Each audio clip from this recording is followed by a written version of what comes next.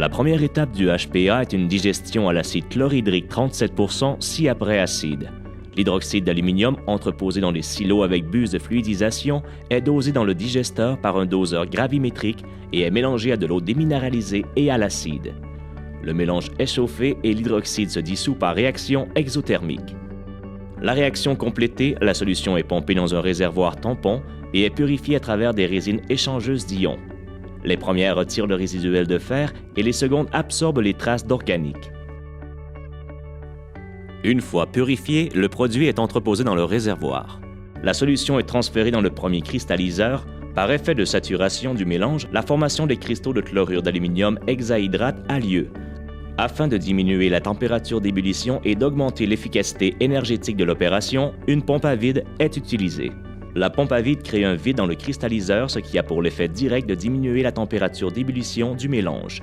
Les gaz tirés sont refroidis dans un échangeur de chaleur et neutralisés dans une colonne d'absorption avant de passer au travers la pompe à vide et être ensuite dirigés vers la colonne d'absorption principale de l'usine.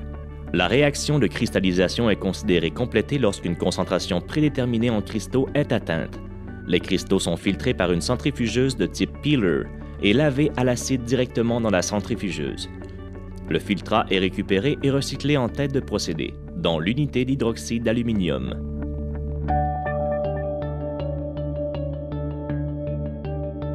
Les cristaux filtrés sont dissous à l'eau déminéralisée dans le deuxième digesteur.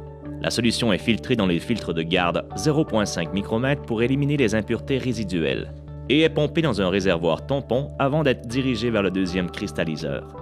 Ce dernier fonctionne exactement sous le même principe que le premier cristalliseur et utilise une même pompe à vide, le même échangeur de chaleur et la même colonne d'absorption. Les cristaux sont filtrés et lavés à l'acide dans la centrifugeuse peeler, identique à la première centrifugeuse. Les cristaux sont entreposés dans une trémie alors que le filtrat est retourné vers le réservoir en amont de la première cristallisation.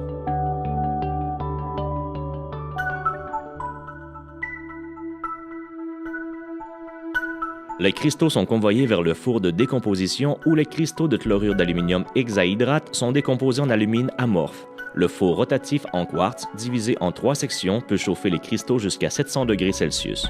Le four est opéré en pression négative pour sortir les vapeurs d'eau et d'acide produits par la réaction de décomposition. Ces gaz sont récupérés dans un système de récupération d'acide conçu par CMI.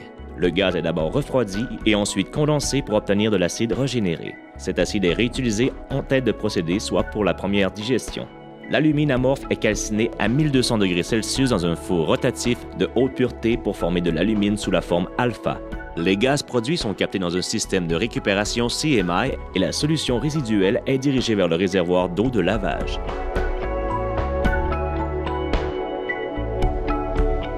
Une fois calcinés, les cristaux sous forme alpha sont mélangés avec de l'eau déminéralisée et sont concassés dans un broyeur humide pour atteindre une taille de particules précise. Ils sont ensuite pompés dans un filtre-presse où ils sont lavés à l'eau déminéralisée pour une dernière fois. Les cristaux sont finalement séchés dans un système à air chaud.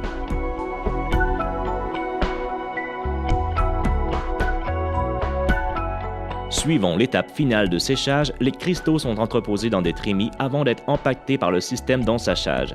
Chaque sac est pesé par une station locale pour un meilleur contrôle des lots.